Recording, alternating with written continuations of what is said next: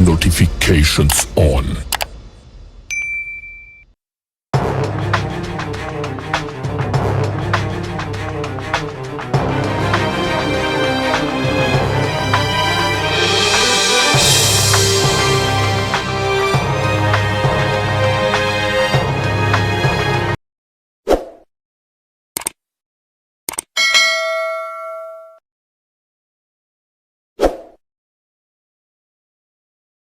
And regular batasang pambansa in the late 70s, and that was meant to replace a Congress that was padlocked and dissolved by martial law. But that is exactly what is happening today. Ferdinand Romualdez Marcos Jr., Bongbong Marcos, is delivering his first State of the Nation address, emerging from this holding room where he was brought to for about 10 minutes. He's walking now to the plenary hall, and this is like, like a lot of people have said that the presidency is destiny. This is destiny, I suppose. He's walking into the plenary hall as president of the Philippines, and he's about to deliver his very first State of the Nation address. It looks like, all right, I'm trying to figure out if they're going to bring him around so that he can enter the plenary hall from the main entrance, so that he gets to walk through the aisle, no, so that the senators and congressmen can greet him.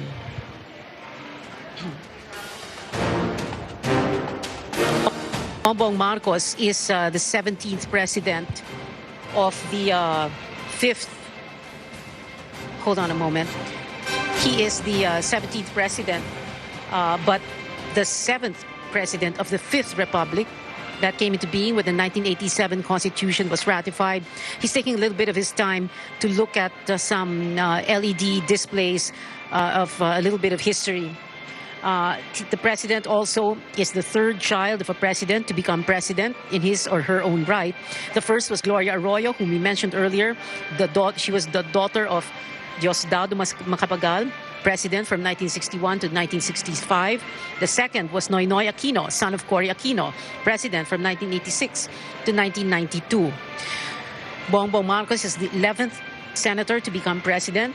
He is the 11th to have served as congressman. He's the second president from Ilocos Norte, the first, of course, being his father. The 11th president to be proclaimed by a legislature, and the 7th president to be elected to a single 6-year term. It is a provision expressly placed in the 1987 Constitution to guard against another dictatorship, not unless a congressman has his way. Congressman Aurelio Gonzalez of Pampanga filed a resolution seeking a second term for a president. One term is 5 years, the second term 5 years, meaning re-election. Let's listen in now, President Marcos entering the plenary hall. Marcos Jr.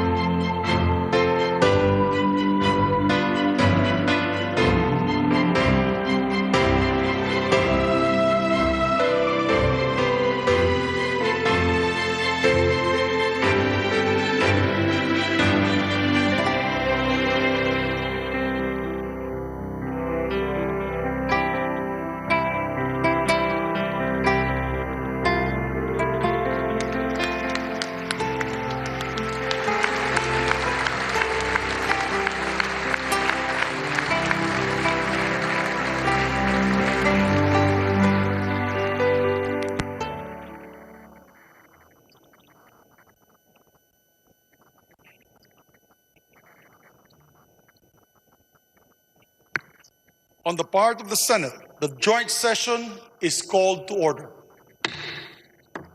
On the part of the House of Representatives, the joint session is called to order. Please rise for the singing of the Philippine National Anthem, to be led by the Samiwang Singers of Ilocos Norte. Bayang magiliw, pero ng silanganay, alam ng puso, sa titim mo'y buhay. Lupang hinirang, tulad ka ng magiging, sa manlulupi, di ka pasisigil, sa dagat at bundok, sa simula, sa langit mong bakaw, may ilagang pula. Paglayang minamahal, ang kisap ng watawat mo'y tamo, ay nanagniningning, ang bituin at araw ng kailan, pag may di magdidilim, lupa ng araw narwal, atit kong sinta, buhay ay langit sa piling mo, aming ligaya na may mga api ang mamatay ng dahil sa'yo.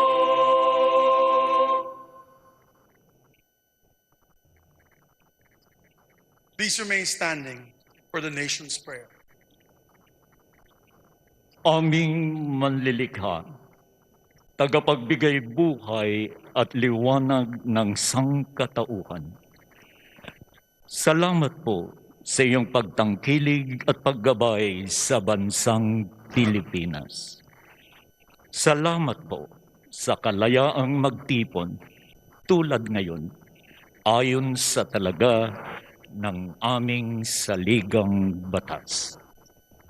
Salamat po na kami dahil sa kabayanihan, pagsisikap at sakripisyo ng aming mga ninuno at mga bayani ay nabuo upang maging isang bansa at isang malayang demokratikong republika. Walhamdulillahi Rabbil Alamin. Pagpalain niyo po ang aming pagtitipon ngayon upang aming dinggin, liwanagan at suriin ang kalagayan ng bayan, ang state of the nation. At upang italaga sa inyong gabay at tangkilik ang mga magiging hakbangin ng pamahalaan sa pangunguna ng aming Pangulo, Ferdinand Marcos Jr. Biyayaan niyo po kami, mga mamamayan at mga namumuno, ng patuloy at tumitibay na pagkakaisa, pagtutulungan at pagmamahalan bilang pagsunod sa inyong mabuti at magandang kalooban. Kasihan niyo po ang aming Pangulo at ang pangkat ng kanyang mga tagapangasiwa, ang aming mga mambabatas, ang aming mga hukom, at ang mga tagapagpairal ng katarungan, ng dalisay at ibayong kaliwanagan, karunungan, katuwiran, at katapatan sa kanilang banal na tungkulin.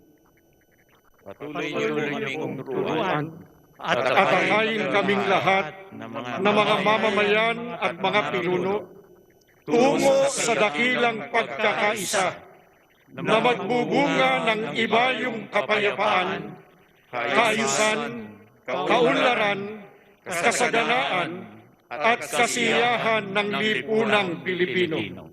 Magpatuloy po tayo sa personal na panalangin. Mangyaring ang bawat isa ay tahimik na manawagan sa may kapal.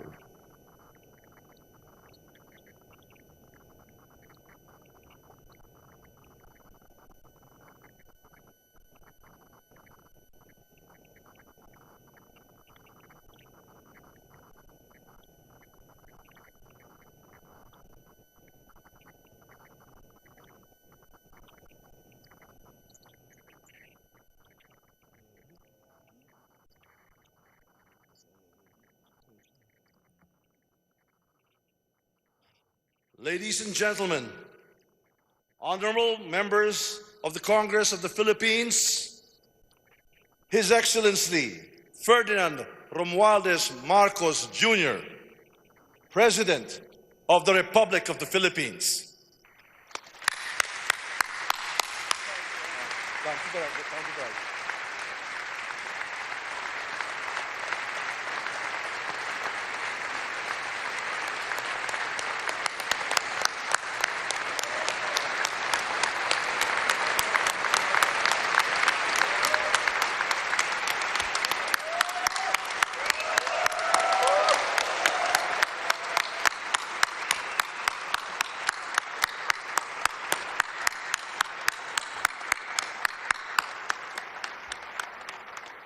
Vice President Sara Zimmerman Duterte, former Presidents Joseph Ejercito Estrada, Gloria Macapagal Arroyo, and Rodrigo Roa Duterte, Senate President Juan Miguel Zubiri, and the honorable members of the Senate, House Speaker Ferdinand Martin Romualdez, and the honorable members of the House of Representatives, Chief Justice Alexander Gesmundo, and the honorable justices of the Supreme Court, the Apostolic Nuncio, Most Reverend Charles John Brown, and the esteemed members of the Diplomatic Corps, the honorable members of the Cabinet, our First Lady, Luis Araneta Marcos, and our children,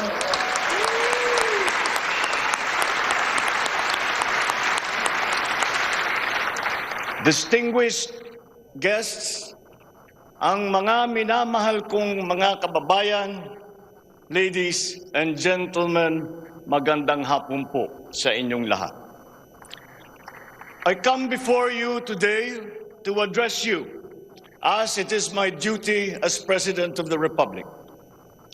We live in difficult times brought about by some forces of our own making, but certainly also by forces that are beyond our control. But we have, and we will continue to find solutions, and these are some of them. In terms of the economy, we will implement a sound fiscal management. Tax administration reforms will be in place to increase revenue collection. Expenditure priorities will be realigned and spending efficiency will be improved to immediately address the economic scarring arising from the effects of COVID-19 and also to prepare for future shocks. Productivity-enhancing investments will be promoted. Our country must become an investment destination, capitalizing on the corporate recovery and tax incentives for enterprises, or the CREATE law, and the economic liberalization laws such as the Public Service Act and the Foreign Investments Act. Ecozones will be fully supported to bring in strategic industries such as those engaged in high-tech manufacturing, health and medical care, and all emerging technologies. This is also seen to facilitate economic growth outside of Metro Manila. Our tax system will be adjusted in order to catch up with the rapid developments of the digital economy, including the imposition of value-added tax on digital service providers. The initial revenue impact will be around 11.7 billion pesos in 2023 alone. Tax compliance procedures will be simplified to promote ease of paying taxes. We will pursue measures to determine possible undervaluation and/or trade misinvoicing of imported goods. Through information and communications technology, the Bureau of Customs will promote streamlined processes. Disbursements for 2022 to 2023 will be maintained at above 20% of gross domestic product, or 4.955 trillion pesos and 5.086 trillion pesos respectively, to ensure continuous implementation of priority programs. Disbursement will further increase over the medium term from 5.402 trillion pesos, or 20.7% of our GDP in 2024, to 7.712 trillion pesos, or 20.6% of GDP in 2028. The medium-term fiscal strategy of this administration seeks to attain short-term macro-fiscal stability while remaining supportive of the country's economic recovery and to promote medium-term fiscal sustainability. Furthermore, and more importantly, fiscal policy aims to bring together the national government's resources so that these are mobilized and utilized in order to gain the maximum benefit and the high multiplier effects for our economy. Measurable medium-term macroeconomic and fiscal objectives include the following headline numbers. These are based on forecasts that are consistent with the guiding principles of coherence of strategies, policy discipline, and fiscal sustainability. 6.5 to 7.5% real gross domestic product growth in 2022. 6.5 to 8% real GDP growth annually between 2023 and 2028. 9% or single-digit poverty rate by 2028. 3% national government deficit to GDP ratio by 2028. Less than 60% national government debt to GDP ratio by 2025. At least $4,256 income per capita and the attainment of upper middle income status by 2024. The aforementioned headline goals summarize the objectives of this medium-term fiscal strategy being submitted to Congress for its adoption and concurrence to the concurrent resolution by the Senate and House of Representatives. Once adopted, the MTFF will become an anchor for the annual spending and financing plan of the national government and Congress when preparing the annual budget and undertaking related appropriation activities. It is therefore a forward-looking document that extends beyond the traditional 3-year horizon to reach 6 years, coinciding with the 6-year coverage of the Philippine Development Plan 2023 to 2028. The MTFF also promotes transparency and credible commitment to pursue the indicated socio-macroeconomic goals that optimize the government budget. Medium-term growth targets and the assumptions regarding key macroeconomic variables underpin the medium-term fiscal plan. The recent past and the COVID-19 pandemic has beset the macroeconomic environment with challenges and a series of external shocks. Inflation has accelerated in recent months due largely to significant increases in international prices of oil and other key commodities. Still, the economic growth momentum remains firm, as demonstrated by the strong 2022 first quarter GDP growth at 8.3%. However, the recovery process from the impact of the pandemic is still ongoing amid elevated uncertainty in the international economic environment. Revisions in the macroeconomic assumptions incorporate these challenges and most recent economic developments leading to upward adjustments in the following: inflation rate for 2022 to 2023, foreign exchange rate for 2023 to 2025, and goods and services imports growth for 2022. The economy is expected to grow by 6.5 to 7.5% this year as we continue to reopen the economy while considering the recent external developments. In the first quarter alone, GDP saw an increase in household consumption and private investments, along with a robust manufacturing industry, high vaccination rate, improved healthcare capacity, and an upward trend in tourism and employment. This is expected to continue for the rest of the year. The strong economic growth is projected to be sustained and expanded further to 6.5 to 8% from 2023 until 2028. The average inflation for 2022 is projected to range from 4.5 to 5.5%, following the uptick in fuel and food prices as a result of the ongoing Russia-Ukraine conflict and the disrupted supply chains. It is slightly adjusted to 2.5 to 4.5% in 2023 and is seen to return to the target range of 2.0 to 4.0% by 2024 until 2028. Dubai crude oil price is expected to settle at 90 to 110 US dollars per barrel in 2022, 80 to 100 US dollars per barrel in 2023, and 70 to 90 US dollars per barrel from 2024 onwards, as oil supply is expected to catch up and stabilize over the medium term. The Philippine peso is projected to average between 51 to 53 pesos per US dollar in 2022 and 51 to 55 pesos per US dollar from 2023 onwards due to aggressive monetary policy tightening by the US Federal Reserve, market aversion amid the Russian-Ukraine conflict, and again, increased global oil prices.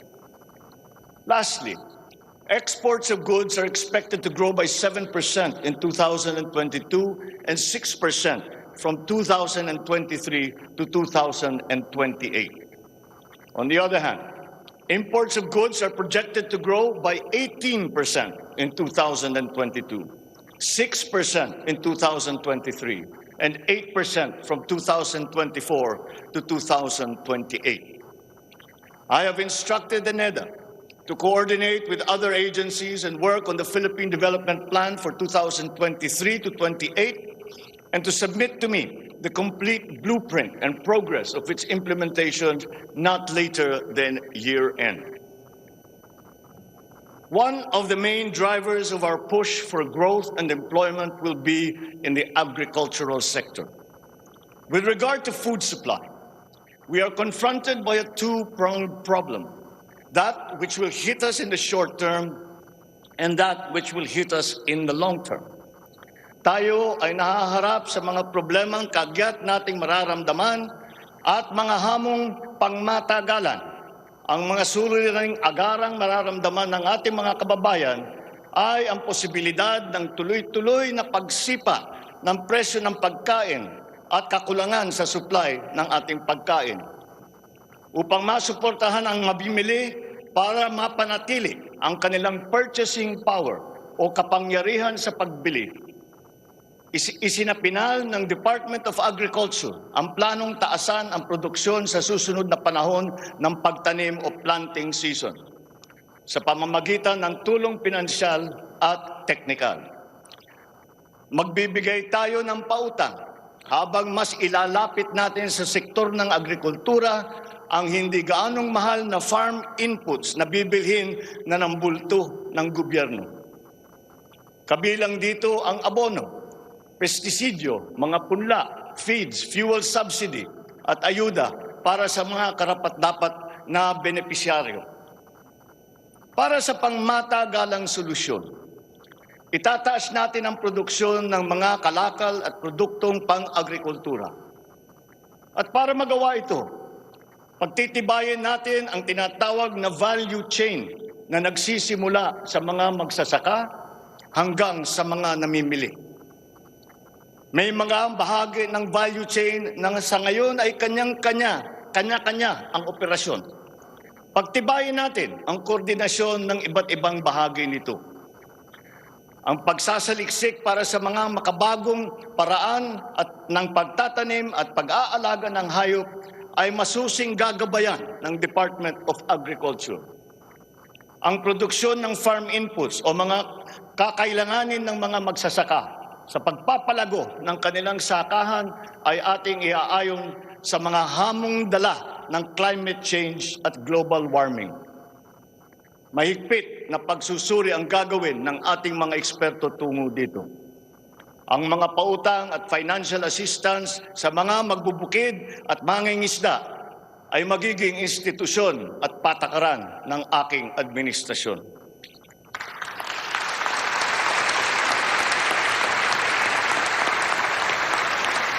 Ipapaprioridad natin ang modernisasyon ng mga sakahan sa pamamagitan ng mga makabagong teknolohiya para sa ating mga magsasaka.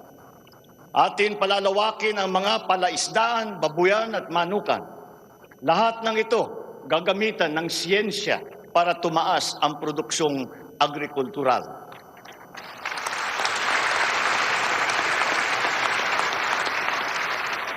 Maging ang post-production at processing ay susuportahan ng pamahalaan. Gagawa tayo ng network, national network ng farm-to-market road upang mas mabilis na mailakbay ng mga magsasaka ang kanilang mga produkto sa mga pamilihan. At gagawa tayo ng mga paraan upang maramdaman ng mga mamimili ang pagluluwag ng presyo ng mga produktong pagkain sa kayang halaga, gaya ng muling pagbubuhay ng mga Kadiwa Center.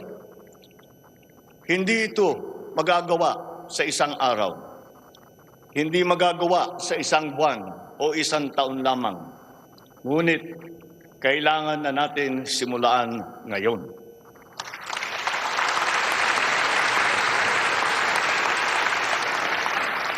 Ang Agrarian Reform Program ay dapat magpatuloy. Agrarian reform is not only about acquisition, but also about support services and distribution. To assist this, I intend to issue an executive order to impose a one-year moratorium on the payment of land amortization and interest payments.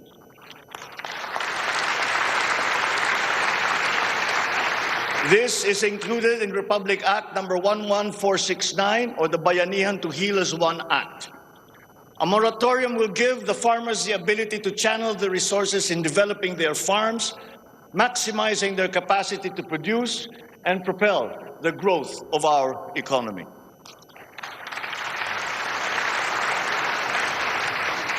Civil society organizations also support this because it will unburden the farmers of their dues and be able to focus on improving farm productivity.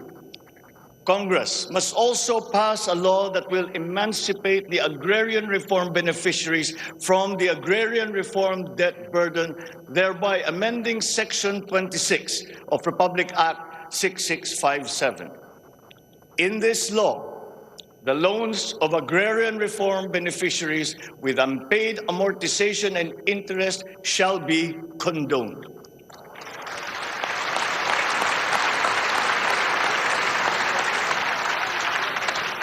Layunin ng batas na ito ay burahin ang hindi mabayarang utang ng ating mga magsasaka na benepisyaryo ng agrarian reform. Agrarian reform beneficiaries who are still to receive their awarded land under the Comprehensive Agrarian Reform Program shall receive it without any obligation to pay any amortization.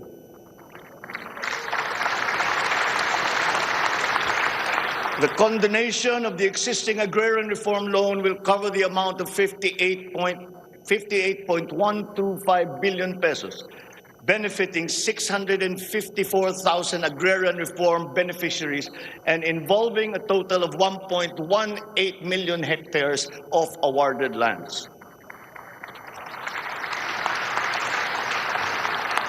Executive Order number 75, Series 2019, requires that all government agencies, bureaus, departments, and instrumentalities to turn over agricultural lands to qualified agrarian reform beneficiaries.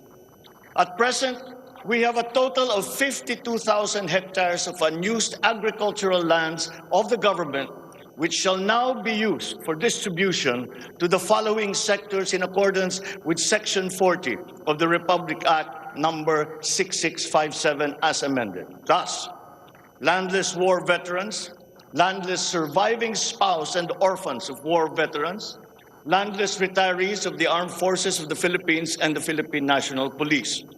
Agricultural lands acquired under this program will be given to graduates of college degrees in agriculture who are landless.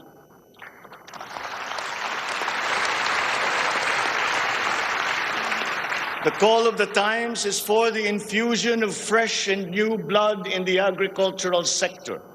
We need a new breed of farmers equipped with modern agricultural technology able to engage in sustained scientific farming that will not only increase farm yields, but also resilience in the face of climate change.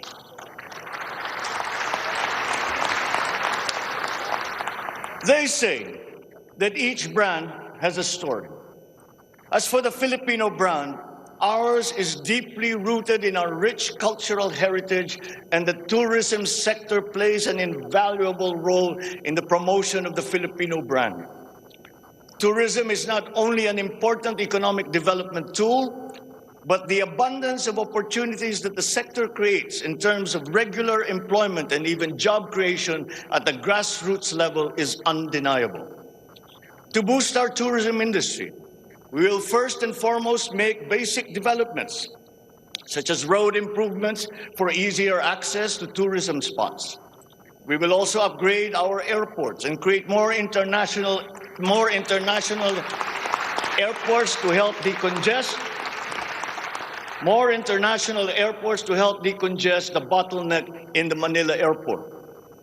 We will also make it more convenient for travelers to go around the country, even to remote areas, to help promote undiscovered tourist spots. This program will be led by the Department of Tourism together with the Department of Public Works and Highways.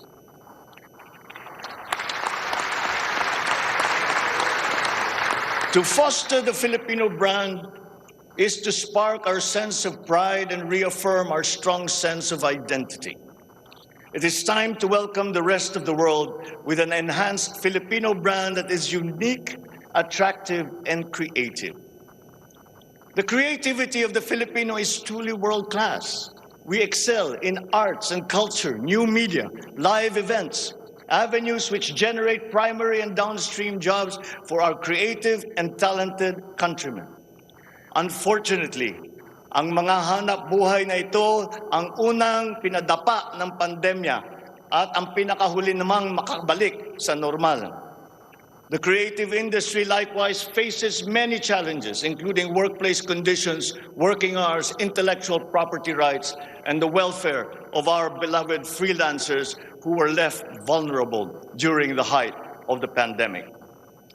We require an institutionalized creative industry that will advance the interest of its stakeholders. Sila na nagbibigay ng kaluluwa at pagkakilala sa ating pagka-Pilipino. Protektahan natin sila.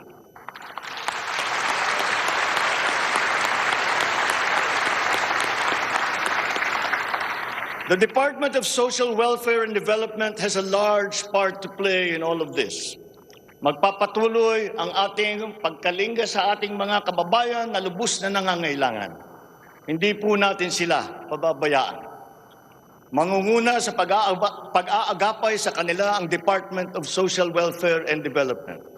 Utos ko sa DSWD ang mabilis na pagtugon sa pangangailangan ng mga biktima ng kalamidad at mga iba't ibang krisis.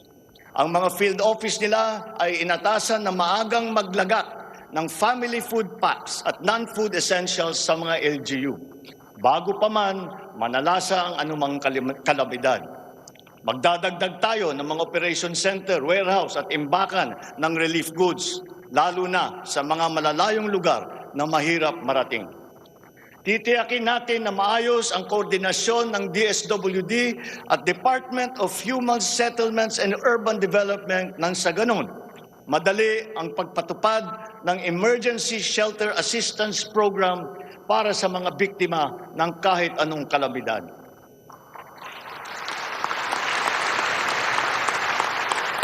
Pagtitibayan pa natin ang komprehensibong programang Assistance to Individuals in Crisis Situations o ang ating tinatawag na AICS para maiparating ang tulong sa mas maraming biktima.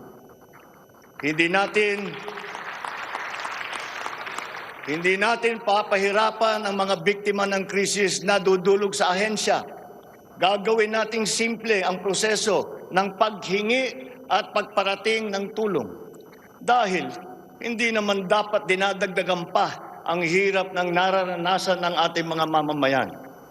Upang matiyak na mapupunta sa kwalipikadong mga pamilya ang tulong na pamahalaan sa pamamagitan na 4Ps o Pantawid Pamilya Pilipino Program, titiyakin natin na malilinis ang listahan ng benepisyaryo.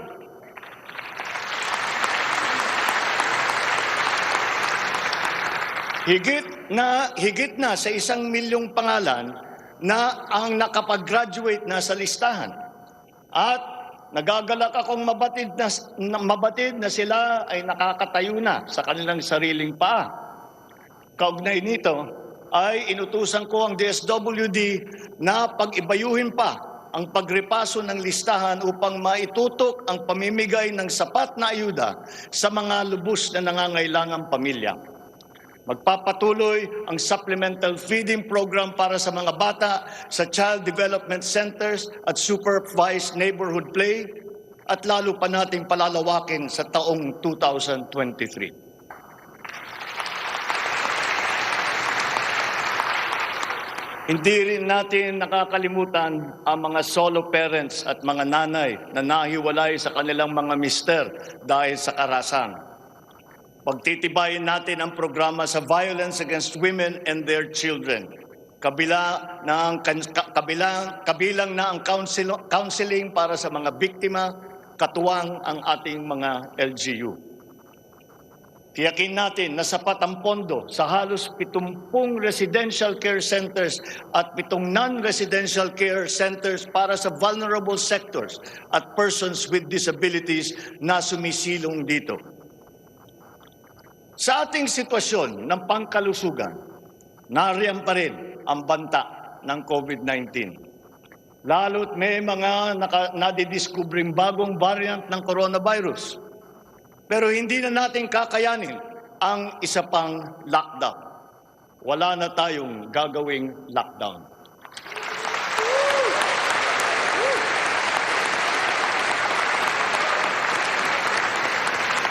Dapat natin balansehin ng maayos ang kalusugan at kapakanan ng ating mga mamamayan sa isang banda at ang ekonomiya naman sa kabilang banda. Nakikipagtulungan ang iba't ibang ahensya ng pamahalaan sa pag-monitor sa mga COVID-19 hospital admission upang makatiyak tayo na may sapat na kapasidad ang ating healthcare system at maiwasan ang pagsipa ng bilang ng nagkakasakit. Patuloy din ang ating vaccine booster rollout para sa ating pangkalahatang depensa.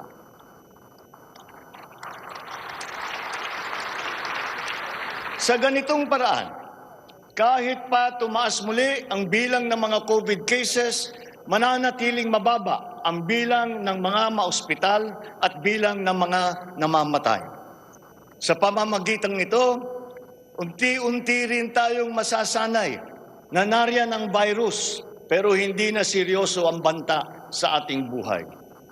Iaayon natin ang ating mga health protocols sa kung ano ang ating pangangailangan sa paglipas ng panahon at lalo pang iibayuhin ang kooperasyon kasama ang pribadong sektor upang tumaas pa ang kumpiyansa ng mga mamumunuhan nang sa gayon ay bumalik na tayo sa full capacity, lalo-lalo na ang ating mga negosyo.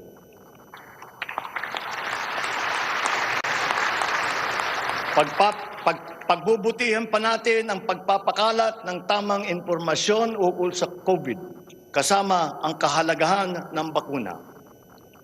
Mananatili muna sa ngayon ang alert level system natin. Pinapag-aralan natin ang ibang paraan ng klasifikasyon upang mas babagay sa kasalukuyang sitwasyon, lalong-lalo na sa pagbabago ng COVID. Sa pakikipagtulungan ng Kongreso, itatatag natin ang ating sariling Center for Disease Control and Prevention at ang isang Vaccine Institute.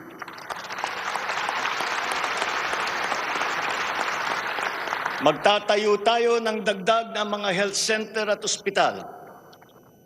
But beyond the issues that the pandemic has brought, the need for a stronger healthcare system is self-evident. We must bring services, medical services to the people and not wait for them to come to our hospitals and healthcare centers. Napakinabangan natin ng husto ang malalaking specialty hospital gaya ng Heart Center, Lung Center, Children's Hospital at National Kidney and Transplant Institute. Kaya maliwanag na hindi lang dapat dito sa National Capital Region kundi maging sa ibang parte ng bansa.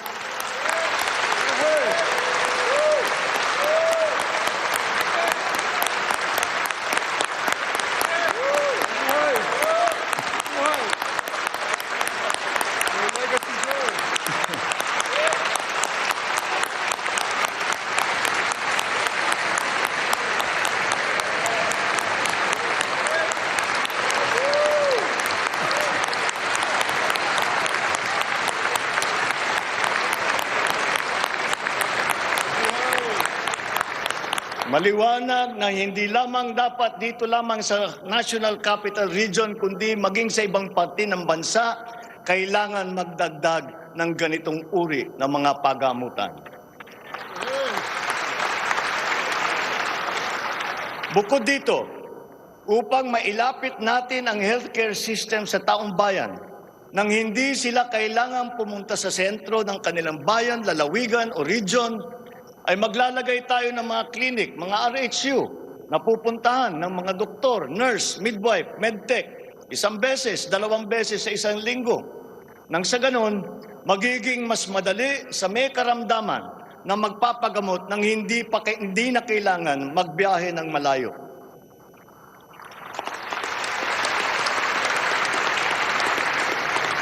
One of the cornerstones of a strong healthcare system is the provision of competent and efficient medical professionals. We will exert all efforts to improve the welfare of our doctors, our nurses, and other medical frontliners.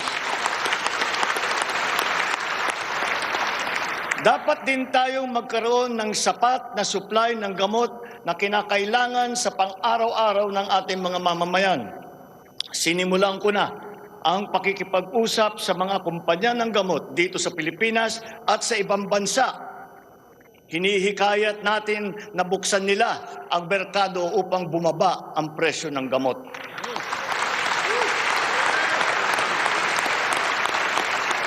Halimbawa, kung mas marami ang mas murang generic o hindi branded na gamot sa merkado, mas bababa rin ang presyo dahil sa kompetisyon. Ang Department of Trade and Industry ay nakikipag-usap sa mga interesadong manufacturer ng generic drugs na papasok sa ating bansa. Inuutusan ko naman ang Philippine Competition Commission na pantay-pantay dapat at walang kartel sa hanay ng mga pharmaceutical companies.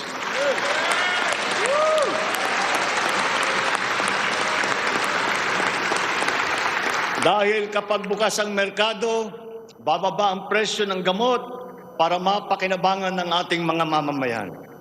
This is one of the hard lessons that we learned when the pandemic struck, and therefore we must act on that shortcoming.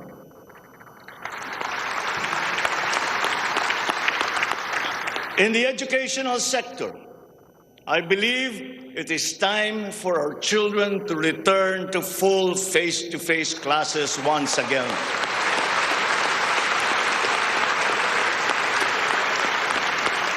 The Department of Education, led by our highly able Vice President Sara Duterte, is now preparing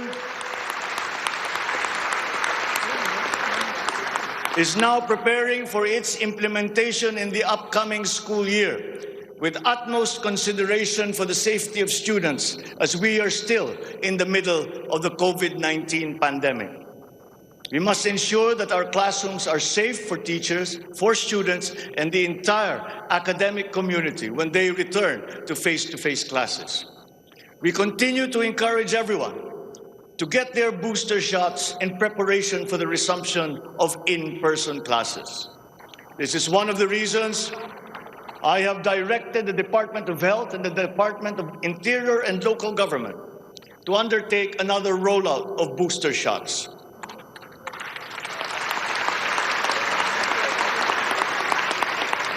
The condition and availability of schoolrooms for our students must also be addressed again, in coordination with the Department of Public Works and Highways. Though some complications have arisen over the question of repair of school buildings in relation to the Mandanas-Garcia ruling, this will be ironed out. We have been in discussion with local government leaders, governors, and mayors in the last few weeks to determine with the LGUs what is actually practicable, what functions belong to the LGUs, and what belong to the national government.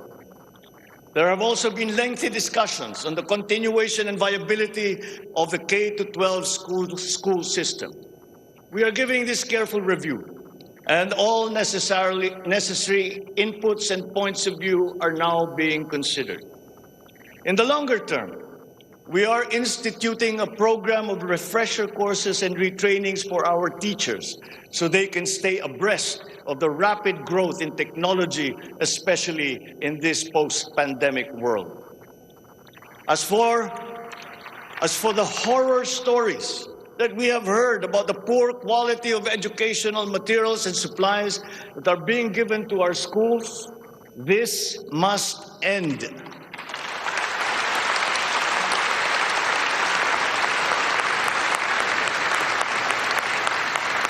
Our children must always be equipped with the best that we can provide.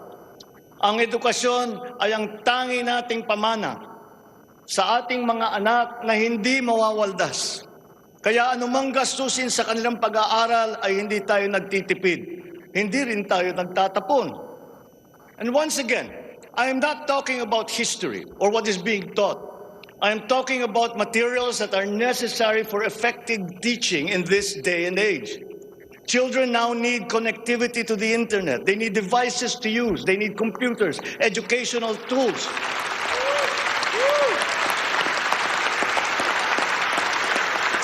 So that they might participate fully in the digital community here and abroad.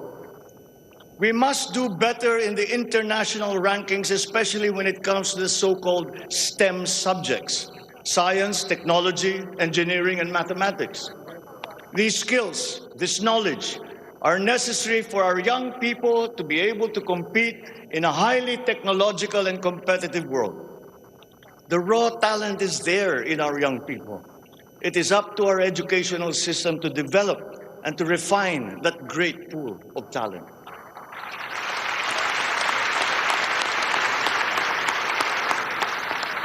Foreign employers have always favored Filipino employees because of our command of the English language. This is an advantage that we must continue to enjoy. The internet has now become the global marketplace, not only for goods, services, but also for ideas, even extending to our own personal interactions. And the language of the internet, for better or for worse, is English. Therefore, the question of our medium of instruction must be continuously re-examined to maintain that advantage that we have established as an English-speaking people.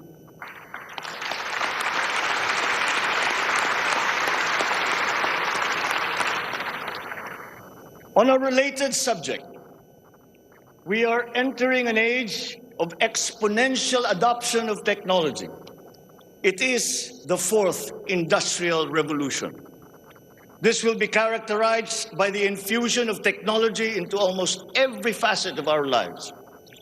Breakthrough technologies in the areas of quantum computing, artificial intelligence, nanotechnologies, the Internet of Things, robotics, self-driving electric vehicles, 3D printing, virtual and augmented realities, among others, that will radically transform the way business is done.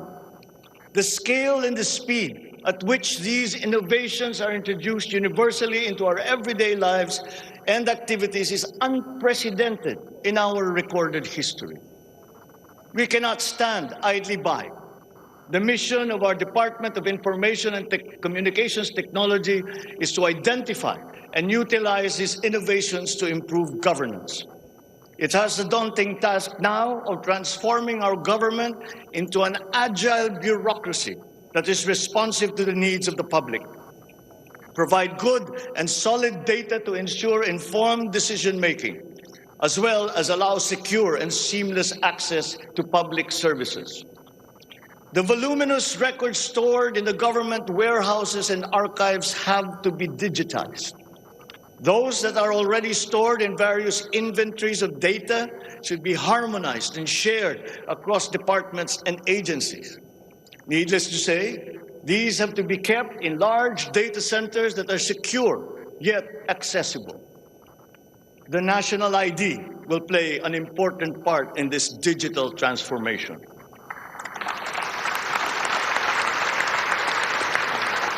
For citizens to be able to seamlessly transact with government, their identity must be easily verifiable.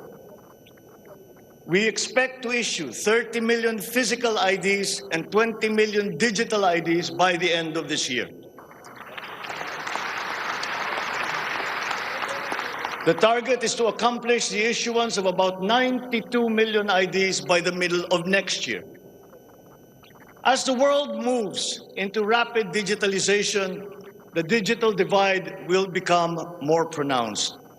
The depth and breadth at which these technologies will be transformative in our lives is fully expected. This will open new opportunities for the creation of wealth, but will also likely create inequalities. Hence, universal connectivity will be a vital component in order to ensure that no citizen is left behind.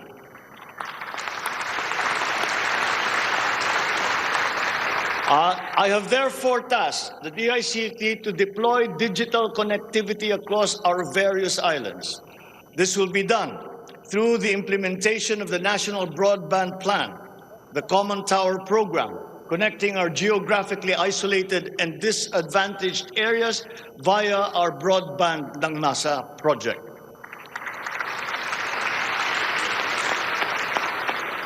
All relevant modes of digital transport should be utilized. These may be through a combination of terrestrial or submarine fiber optics, wireless, and even satellite technology. As our Public Service Act has opened the doors and removed the restrictions on foreign investment, we foresee an increase in direct investment of overseas players. This will translate into better quality, availability, and affordability of telecommunication services all over the country. We come now to infrastructure. The backbone of an economy is its infrastructure. The infrastructure program of the Duterte administration must not only continue, but wherever possible, be expanded.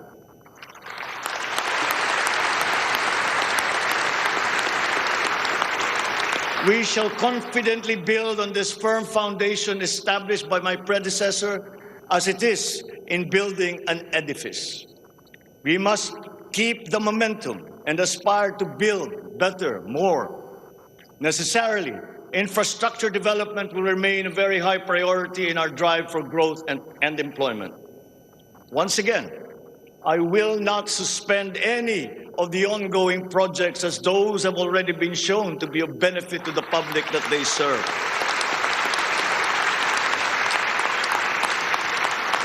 We will continue to study the proposals that have been made.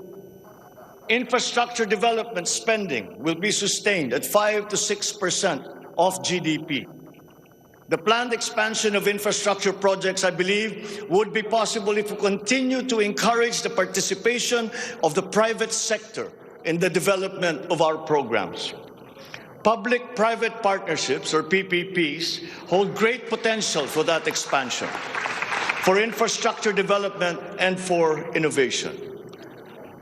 Our infrastructure development is of primary importance, as it is a necessary element to improve many other sectors, to include agriculture, tourism, general economic activity, and even to governance. It is my belief also that we have missed some great opportunities to develop our rail transport system. It is clear in my mind that railways offer great potential, as it continues to be the cheapest way of transporting goods and passengers. We can build upon already existing lines by modernizing these old railway systems. There are dozens of railway projects on the ground, above the ground, below ground, not just in Manila, but in other regions, at various stages of implementation and with a combined cost of 1.9 trillion pesos. This administration is committed to finish building the current portfolio of investments, approve railway projects such as the North-South Commuter Railway System, the 33-kilometer Metro Manila Subway Project, the 147-kilometer North-South Commuter Railway System, the 12-kilometer LRT-1 Cavite Extension, the 23-kilometer MRT-7, and the common station that will connect LRT-1, MRT-3, and MRT-7. And beyond NCR, larger-scale railway systems like the 102-kilometer Mindanao Railway Project,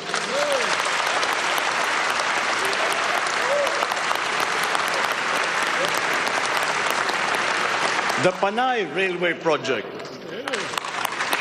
and the Cebu railway system will be integrated as a vital part of our transport and communication systems. We will also continue to improve our roads and transportation systems in key cities throughout the country through various projects, such as the Cebu Bus Rapid Transit, Davao High Priority Bus System, Ilocos Norte Transportation Hub, the El Nido Transport Terminal.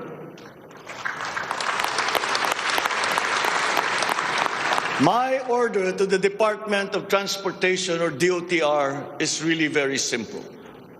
Full speed ahead.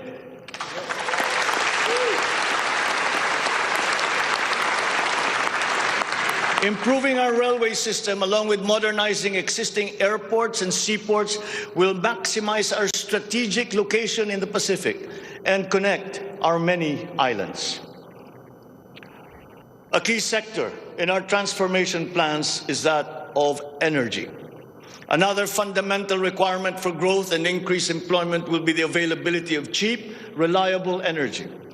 This even comes under the category of ease of doing business.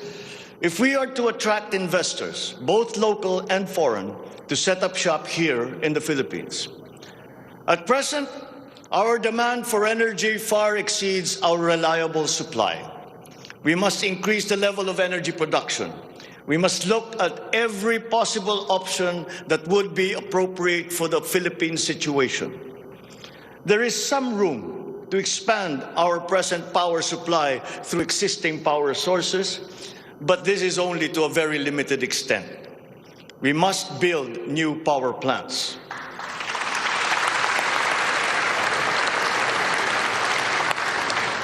We must take advantage of all the best technology that is now available, especially in the areas of renewable energy.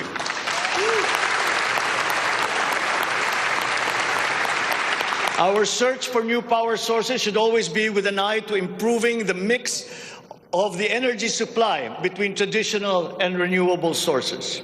The technology on renewable energy is progressing rapidly, and many of these technologies are appropriate for the Philippines.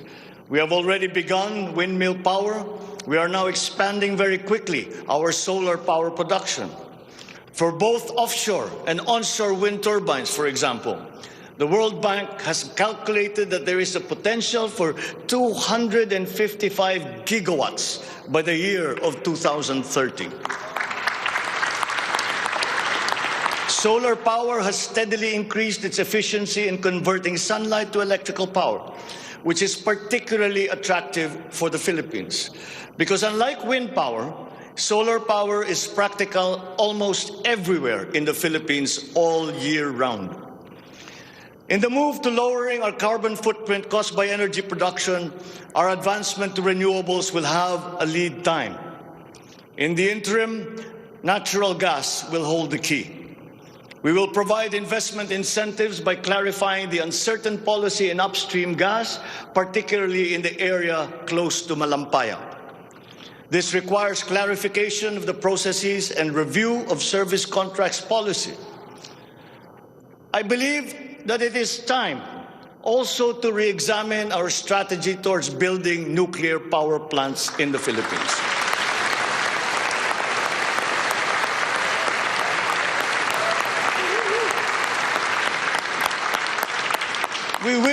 comply, of course, with the International Atomic Energy Agency regulations for nuclear power plants as they have been strengthened after Fukushima. In the area of nuclear power, there have been new technologies developed that allow smaller-scale modular nuclear plants and other derivations thereof. Once again, PPPs will play a part in support as funding in this period is limited. Furthermore, we must examine the entire system of transmission and distribution for the purpose of finding ways to lower the price of energy to the consumer and to industry. We must expand the network of our transmission lines while examining schemes to improve the operation of our electrical cooperatives. All this in aid of reducing energy costs, especially but not limited to households.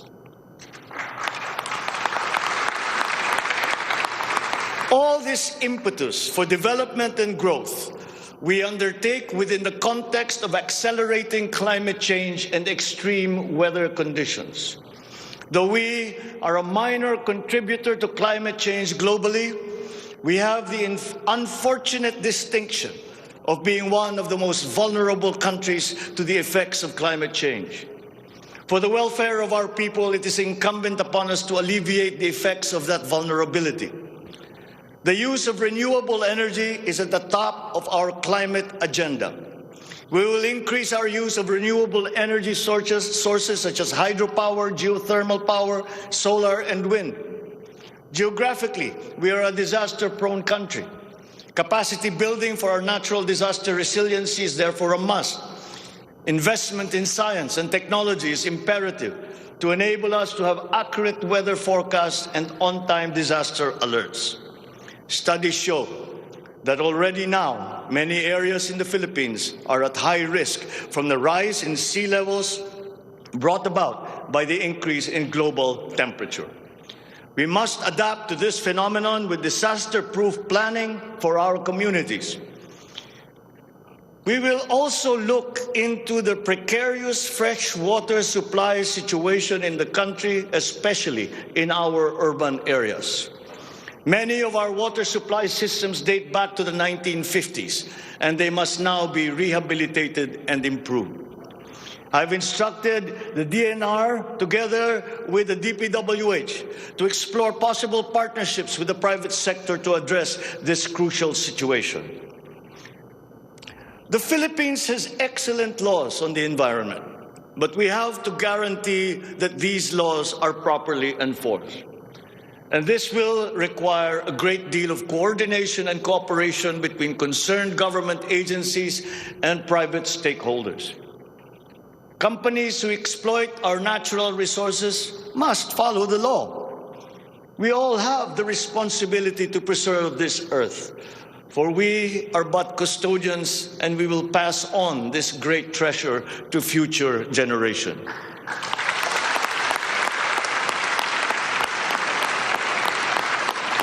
There is no question that the preservation of the environment is the preservation of life. If we cannot mitigate climate change, all our plans for the economy, all our plans for our future will be for naught. Bawat Pilipino sa ibayong dagat na nagsasakripisyong lisanin ang kanyang pamilya sa Pilipinas upang maghanap buhay ay nararapat lamang magkaroon ng pamahalaang matatawag nilang tahanan habang nasa ibang bayan. Ito ang papel na gagampanan ng kagawaran ng manggagawang mandarayuhan o Department of Migrant Workers matapos itong ideklara bilang ganap na ahensya ng gobyerno ng isang taon. Ang kagawarang ito ang magsisilbing kanlungan ng ating mga kababayan sa gitna ng mundong walang kasiguruhan at mahigpit na kompetisyon. Ito ang maglalatag sa kanila ng mga oportunidad. Titiyak na ang kanilang mga hanap buhay ay tugma sa kanilang mga kasanayan. Maninigurong akma ang sahod at maayos ang kalagayan sa kanilang mga kumpanya.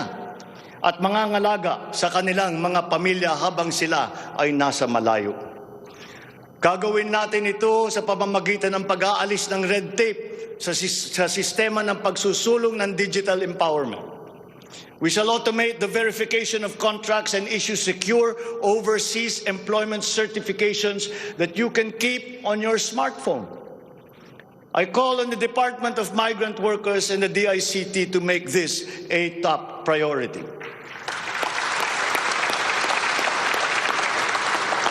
Tinatawagan ko rin ang Department of Foreign Affairs na makipagtulungan sa Department of Migrant Workers na tiyakin ang lahat ng mga diplomatic post ay tutulong na agarang maibalik sa trabaho ang mga ating mga overseas Filipino workers na nawalan ng hanap buhay nitong nakalipas na ilang taon. Mula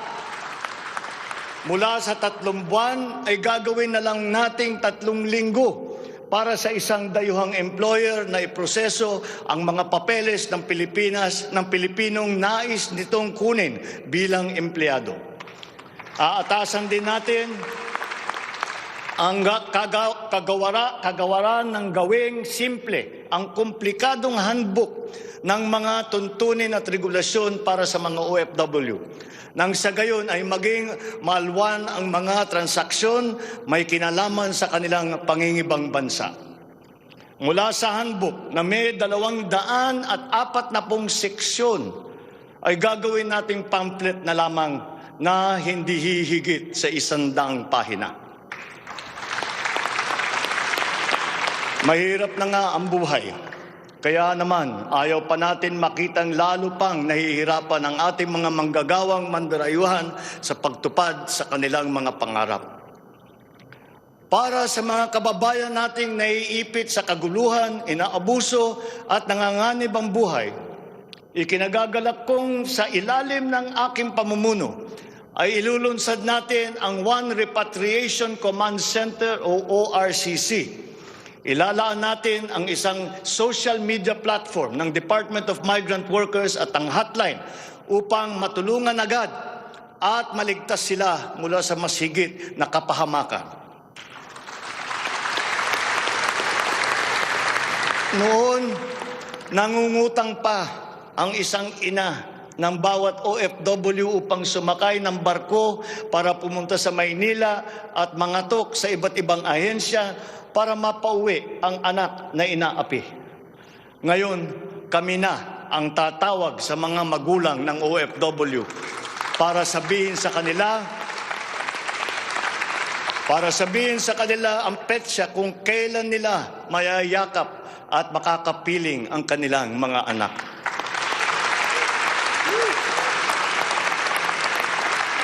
Sa kasalukuyan ay nakikipag-ugnayan tayo sa pamahalaan ng Saudi Arabia upang buksan muli ang deployment. Kaya natin at gagawin natin ang makipagnegosasyon na mabigyan ang ating mga kababayan doon ng tamang pasahod at mapangalagaan ang kanilang karapatan at kapakanan. Muli natin patitibayin ang respeto at pagkakaibigan ng ating dalawang bansa tulad ng namamagitan sa ating ama sa kanilang hari. Sa mga susunod na buwan ay magtutungo si Secretary Susan Ople sa Saudi Arabia upang tiyakin na may sapat na puwersang magsisiguro na mabubuksan muli ang empleo sa bansa at para maisulong ang ating kampanya laban sa human trafficking. Ngayon, para naman sa mga anak na naiwan sa Pilipinas, titiyakin ng Department of Migrant Workers sa pamamagitan ng OWA na sila ay maipapasok sa magagandang paaralan, magtuturo sa kanila ng financial literacy, mental wellness, sports, sining, kultura. Ito ay mangyayari sa pakikipagtulungan ng iba't ibang ahensya ng pamahalaan. Alagaan natin ang kabataang Pilipino sapagkat sila ang kinabukasan ng ating inang bayan.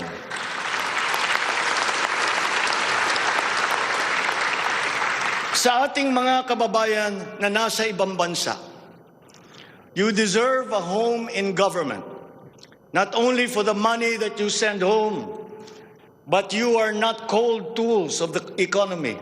You deserve it for your sacrifices for our country and your perseverance and excellence in the global arena. You OFWs represent the fighting faith of the Filipinos as a nation and as a people. Let us transform your overseas journey into inspirational stories for all time. Thanks to you, our dear legislators, and of course to the man every OFW now refers to as their tatay, President Rodrigo Duterte. You passed the law that created this new home for our OFWs.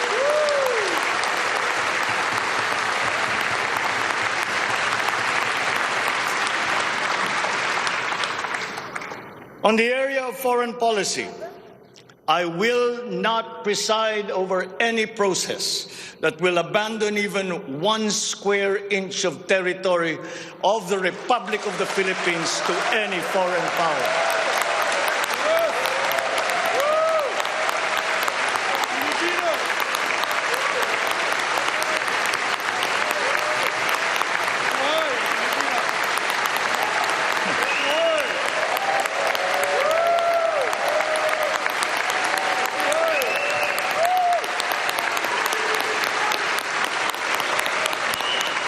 With respect to our place in the community of nations, the Philippines shall continue to be a friend to all, an enemy to none.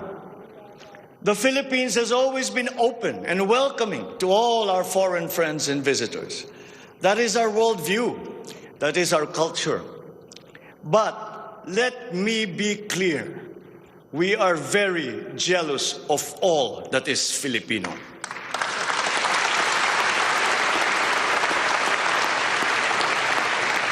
We will be a good neighbor, always looking for ways to collaborate and cooperate with the end goal of mutually beneficial outcomes. If we agree, we will cooperate and we will work together. And if we differ, let us talk some more until we develop a consensus. After all, that is the Filipino way. But we will not waver. We will stand firm in our independent foreign policy with the national interest as our primordial guide.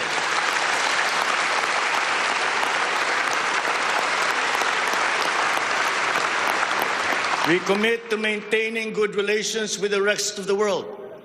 As a matter of fact, it is my sincere belief that the need for strong bonds and collaboration among nations emerges in the direst of times, such as in a pandemic.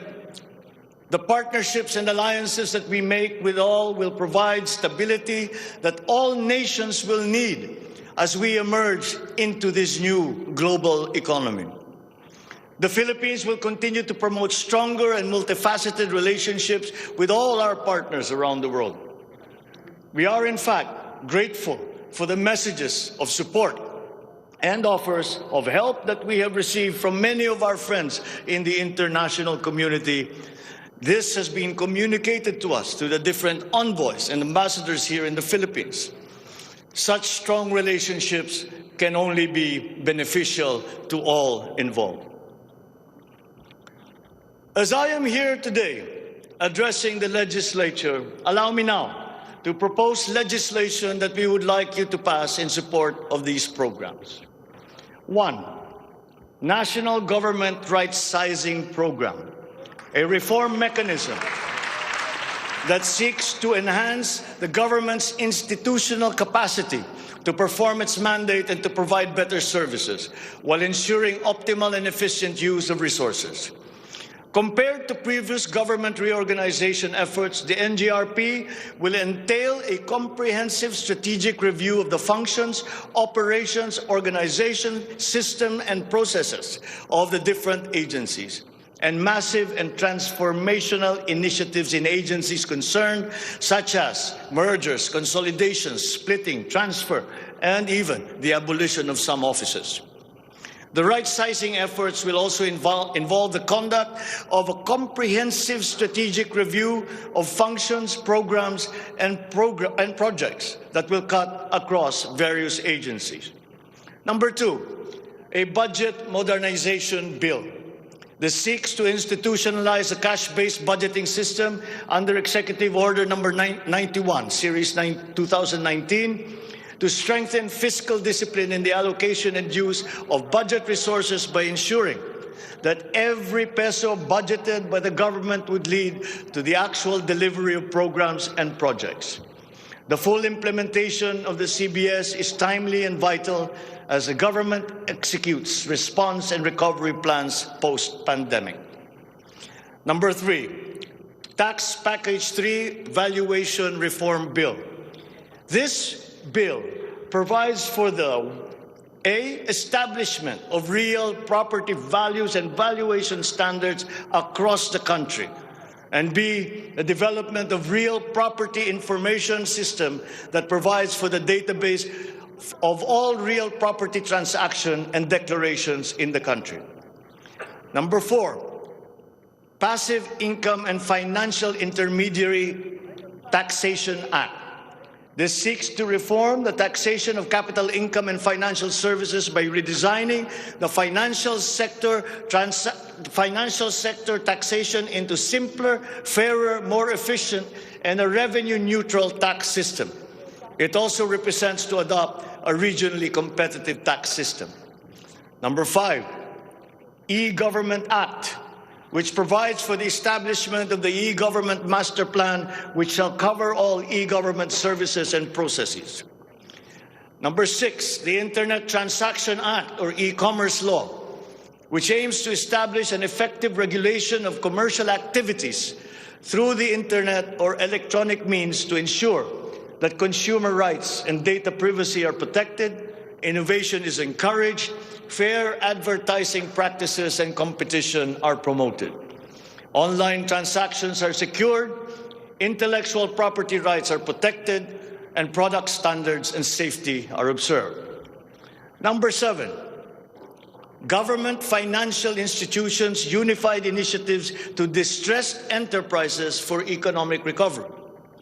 This seeks to provide financial assistance to distressed enterprises critical to economic recovery through programs and initiatives to be implemented by the Land Bank of the Philippines, the Development Bank of the Philippines, and the Philippine Guarantee Corporation for purposes of addressing liquidity or solvency problems of MSMEs and strategically important industries to encourage their continued operation and maintain employment. Number 8, the establishment of a Medical Reserve Corps.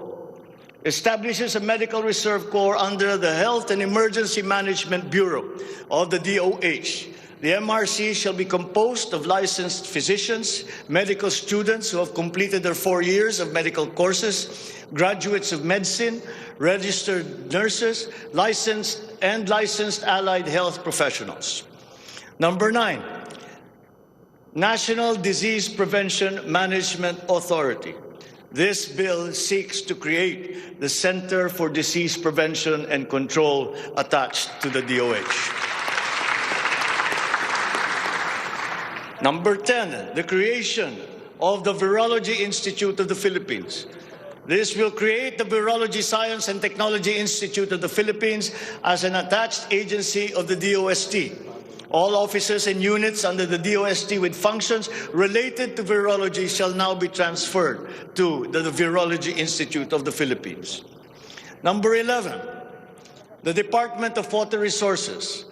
This seeks to create the Department of Water Resources and adopts the integrated water resource management as the strategic framework for national water management, policy making, and planning. Number 12, Unified System of Separation, Retirement, and Pension. This grants a monthly disability pension in lieu of disability benefits provided under existing laws for military and uniformed personnel retired by reasons of disability. Number 13, the E-Governance Act. It promotes the use of internet, and other ICT to provide opportunities for citizens. Number 14, the National Land Use Act.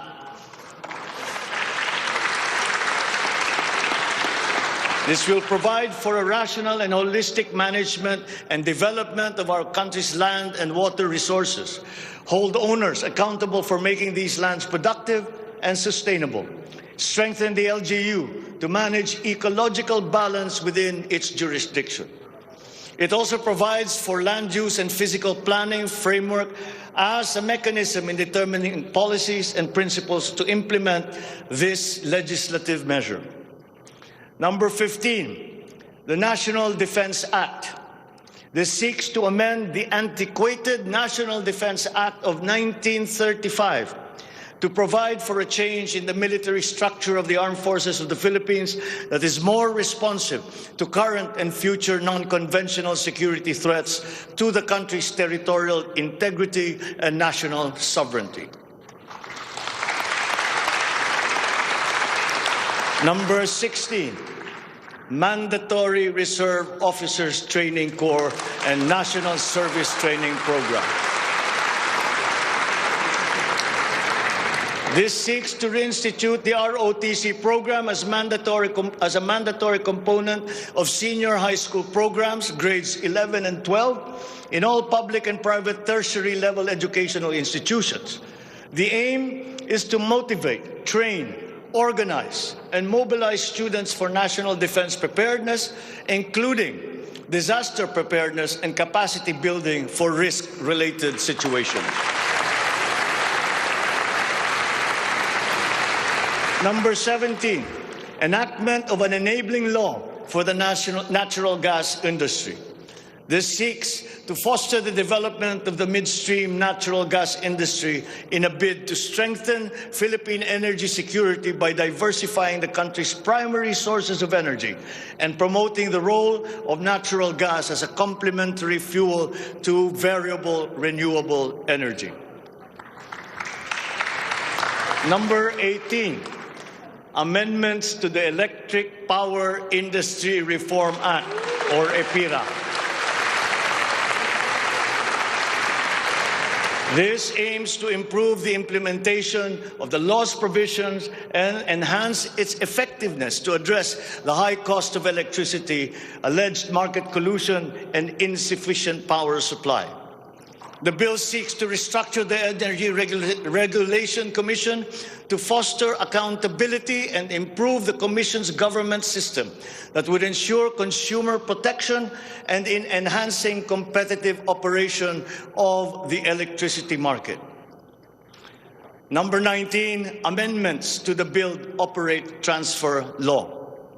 This seeks to improve the implementation of the public-private partnership program and to be able to direct the desired outputs and outcomes in line with the strategic development targets of the country. Specifically, the amendments seek to, 1, address the ambiguities in the existing law, 2, address the bottlenecks and challenges affecting the implementation of the PPP program, and 3, foster a more competitive and enabling environment for PPPs. To my fellow Filipinos, ang aking mga minamahal na kababayan, batid ko na hindi madali ang ating pinagdaraanan sa nakaraang higit na 2 taon. Alam ko rin na ang bawat isa sa inyo ay ginagawa ang lahat ng inyong makakaya upang patuloy na harapin ang lahat na pagsubok sa kasalukuyan. I do not intend to diminish the risks and the challenges that we face in this turbulent time in global history. And yet, I see sunlight filtering through these dark clouds. We have assembled the best Filipino minds to help navigate us to this global crisis that we are now facing. We will endure. Let our Filipino spirit ever remain undimmed.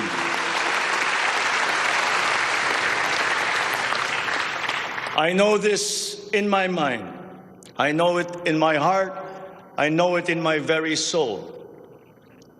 The state of the nation is sound. Thank you and good afternoon. Marami pong salamat sa inyong lahat.